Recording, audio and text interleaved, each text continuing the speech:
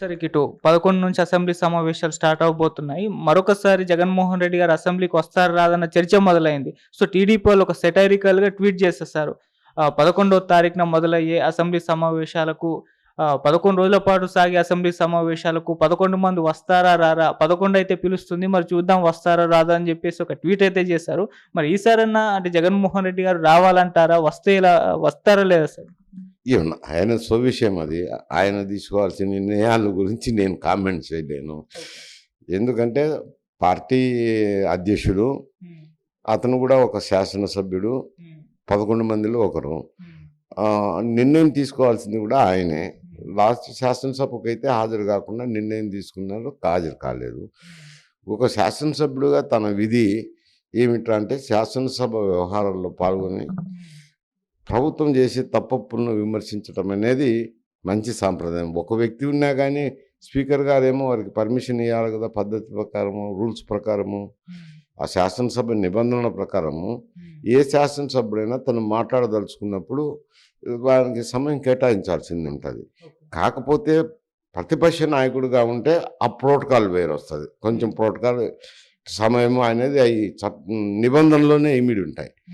ఇవి సభ్యుడు మాట్లాడాలనుకున్నప్పుడు కొంచెం స్పీకర్ గారి పర్మిషన్ అవసరమవుతుంది. ఆయన 11 మంది ఉండారా, 20 మంది ఉండారా, ఒకరుండారా, ఇద్దరుండారా అనేది కాదు.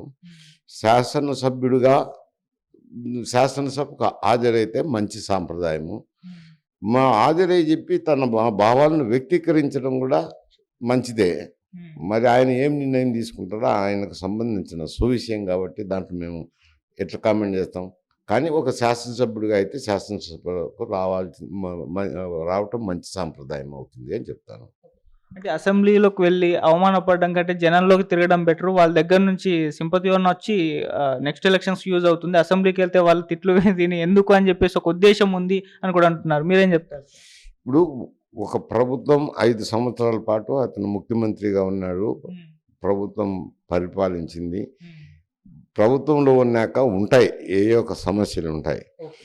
ఉండినప్పుడు తప్పకుండా అధికార పక్షాన్ని వీరు ప్రశ్నించినప్పుడు, నిలదీసినప్పుడు వాళ్ళు గతాన్ని త్రవ్వి బురదజల్లడానికి ప్రయత్నం జరుగుతుంది. మేము కొత్త ఏం కాదు ఇది. శాసనసభలో ప్రతి మారు జరిగేదే. మేము ఉన్నప్పుడు కూడా తెలుగుదేశం పార్టీ అధికారంలో లేనప్పుడు, ప్రతిపక్షంలో ఉన్నప్పుడు కాంగ్రెస్ పార్టీని విమర్శించడము, కాంగ్రెస్ పార్టీ అధికారంలో లేనప్పుడు తెలుగుదేశం పార్టీని విమర్శించినప్పుడు మీరు అధికారంలో ఉన్నప్పుడు ఇలా చేసినారు కదా, అలా చేసినారు కదా అని తెలుగుదేశం పార్టీ వారు ఇట్లా రకరకాలు జరుగుతుంటాయి. అవి స్పందించి ప్రతిస్పందన చేస్తేనే ఎవరికైనా వ్యక్తికి పేరు వస్తుంది. ఒకవేళ ఈయన చేసిన కార్యక్రమాల లోటుపాట్లను తీసుకొని అధికార పక్షంలో ఉన్న తెలుగుదేశం కూటమి ప్రభుత్వము మాట్లాడచ్చు, ఆరోపణలు చేయొచ్చు. దానికి జవాబు చెప్పుకుంటేనే కదా శభాష్ జగన్మోహన్ రెడ్డి గారు వాళ్ళు ఎంత 11 మందే ఉన్నా ధీటుగా ఎదుర్కొన్నారని పేరు వస్తుంది. పారిపోతే ఈయనక ఏమవుతుంది అంటే పారిపోయినాడని అపవాదుని ఎదుర్కోవాల్సింది వస్తుంది. ఉంటాయిలేండి, ప్రభుత్వం 5 సంవత్సరాలు పరిపాలించినాక లోటుపాట్లు ఉంటాయి. ఆ లోటుపాట్లను కూటమి ప్రభుత్వంలో ఉన్న మంత్రులు వాళ్ళని ఇరుకుని పెట్టినప్పుడు వాళ్ళు కూడా వీళ్ళు ప్రభుత్వ హయాంలో జరిగినట్టు చెప్పి ఇరుకుని పెట్టేదాన్ని ప్రయత్నాలు జరుగుతాయి. జరగవని చెప్పము, అవి ఉంటాయి సహజంగా ఉండి. వాటిని ధీటుగా ఎదుర్కొన్నప్పుడే కదా నాయకత్వ లక్షణాలు వచ్చేది. అదే శాసనసభ కూడా బయట మీటింగులు పెడితే ఏముంటుంది? కారం లేని తిండి మాది ఉంటుంది, రుచి పచ్చి లేని తిండి మాదిరి. సరే ఇటు వైసీపీ సోషల్ మీడియా పైన పోలీసులు అయితే అరెస్టులు అయితే చేసేస్తున్నారు. దాదాపు చాలా మంది వరకు అరెస్ట్ అయ్యారు. 20 మంది వరకు అయితే అరెస్ట్ అయ్యారు. అంటే ఎలక్షన్స్ ముందర వైసీపీ సోషల్ మీడియాలో టీడీపీ వాళ్ళ గురించి ఏ రకంగా, వాళ్ళ మహిళల గురించి ఏ రకంగా బ్యాడ్‌గా పెట్టారో వాళ్ళందరినీ కూడా దాదాపు అరెస్ట్ చేసేసారు. అయితే నిన్న వర్ర రవీంద్రారెడ్డి, అంతకుముందు భారతి పిఏగా కూడా చేశారు. సోషల్ మీడియా ఇన్ఛార్జ్ కూడా. ఆయన అరెస్ట్ చేసి అప్పుడే వదిలేశారు. సో, దీనిపైన ఇటు ప్రభుత్వం ఫైర్ అయిపోయింది. చంద్రబాబు నాయుడు గారు, లోకేష్ గారు, పవన్ కళ్యాణ్ గారు కూడా ఫైర్ అయ్యి అలా ఎలా వదిలేస్తారు, అతన్ని శిక్షించాలి కదా అని చెప్పేసి అతన్ని ఎవరైతే ఎస్పీ ఉన్నారో ఆయన అప్పుడే సస్పెండ్ చేసేసారు, హర్షవర్ధన్ గారిని. సో, దీనిపైన విమర్శలు వస్తున్నాయంటే ఇది కక్షపూరితంగా వెళ్తుంది. గవర్నమెంట్ వాళ్ళపైన చర్యలు తీసుకునే విధంగా వీళ్ళు ప్రోత్సహిస్తున్నారు అని చెప్పేసి అంటున్నారు. మీరేం చెప్తారు సార్ దీని గురించి? దీన్ని కచ్చిపూరితం అన్నట్టు అంటారు.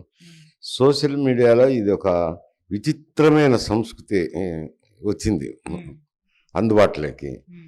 ఎవరు ఏమనలేని పరిస్థితి. చట్టాలు చూస్తే బలహీనంగా ఉంటాయి.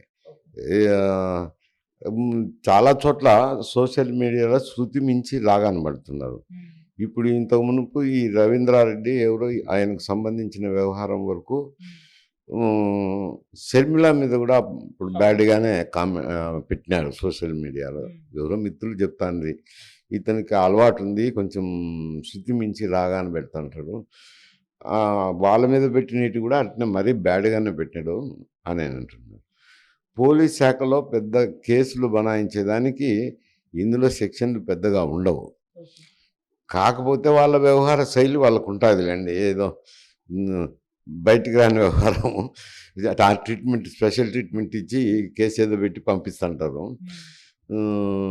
ఇప్పుడు మామూలుగా అయితే చట్టం ప్రకారము అరెస్ట్ చేసిన 24 గంటల లోపల మెజిస్ట్రేట్ ముందర హాజరుపరచాల్సింది ఉంటుంది. ఇక్కడ సెక్షన్లు కొంచెం తక్కువ సెక్షన్లు వేసి తక్కువ శిక్ష పడే సెక్షన్లు వేసి స్టేషన్లోనే బెయిల్ ఇచ్చారు. సాఫ్ట్గా వ్యవహరించినారనేది ఒక అపవాదం ఉంది. అందువల్ల ఎస్పీ గారిని ట్రాన్స్ఫర్ చేయడం అయితేనేమి, ఒక ఇన్స్పెక్టర్ని కూడా సస్పెండ్ చేయడం జరిగింది.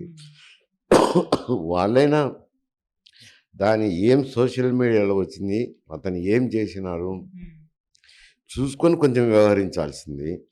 ఇది లేదు, మాకున్న చట్టం ఇంతవరకే ఉంది, ఈ చట్ట పరిధిలోనే పోయినాము అని వాళ్ళ వాదన అయితే ఉండొచ్చు.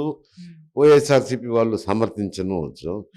కాకపోతే ఒక ముఖ్యమంత్రి మీద, ఇతర మంత్రి మీద కూడా అనుకుంటా, నేను కూడా ఎప్పుడు విండా, ఎవరో ఏంటి సమస్య అని అడిగితే ఎవరో చెప్పారు, చాలా వర్స్ట్గా ఉంది సార్ సోషల్ మీడియాలో అతను పెట్టినట్టు, అతనికి అలవాటు ఉంది, షర్మిల మీద కూడా ఇట్నే పెట్టినాడు అని చెప్పిరి. అంటే అది నిన్నైనా నేను మంచిగా ఆదిత్య గారు బాగున్నారా అని అంటే అది ఒక రకంగా ఉంటుంది.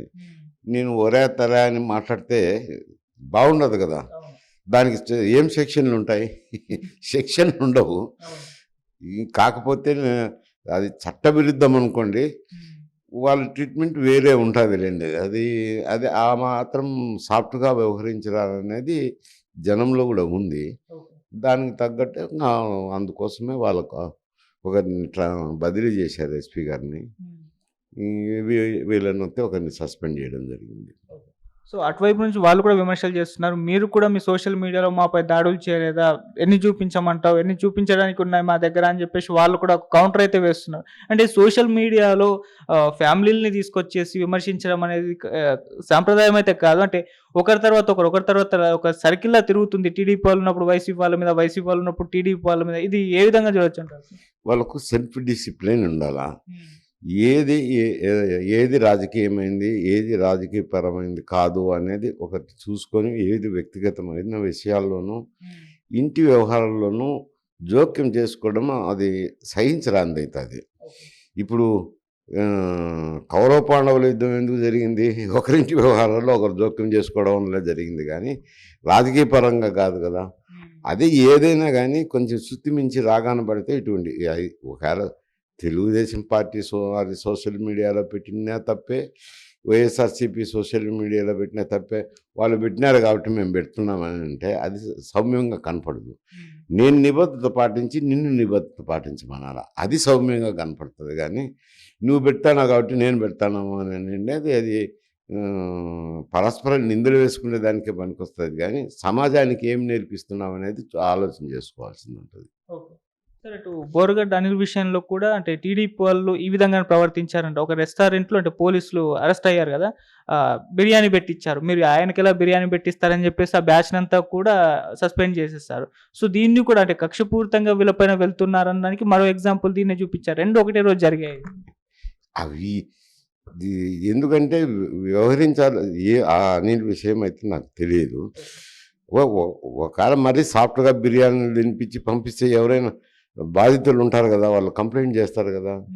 చూడు మాకు ఇంత అన్యాయం జరిగితే ఇట్లా చేస్తే వాళ్ళను అరెస్ట్ కూడా చేయకుండా బిర్యానీలు పెట్టి పంపించినారు అని అంటే పోలీస్ యంత్రాంగం మీద విమర్శలు వస్తాయి కదా. అరెస్ట్ చేశారు. కోర్టుకి తీసుకెళ్ళి మళ్ళీ రిటర్న్ తీసుకునే టైంలో బిర్యానీ తినిపించారు. సో దాన్ని ఇవి బహిర్గతమైతే తప్పే అంట, చేయకూడదు కదా. వాళ్ళ కస్టడీలో ఉన్నంత వరకు అతనికి అటువంటి పనులు అటువంటి మర్యాదలు చేయకూడదు. కొన్ని చోట్ల కొన్ని జరుగుతాయి. ఎందుకంటే వారికి ఉన్న సన్నిహిత సంబంధాలు ఇంకొక లావాదేవీలో ఇంకొక వ్యవహారంలోనో కొందరు అప్పుడు అక్కడ జరిగే విషయాలు దానిపైన సీనియర్ అధికారుల దృష్టికి పోయినప్పుడు తప్పకుండా చర్యలు ఉంటాయి అటువంటి వారి మీద. Okay sir.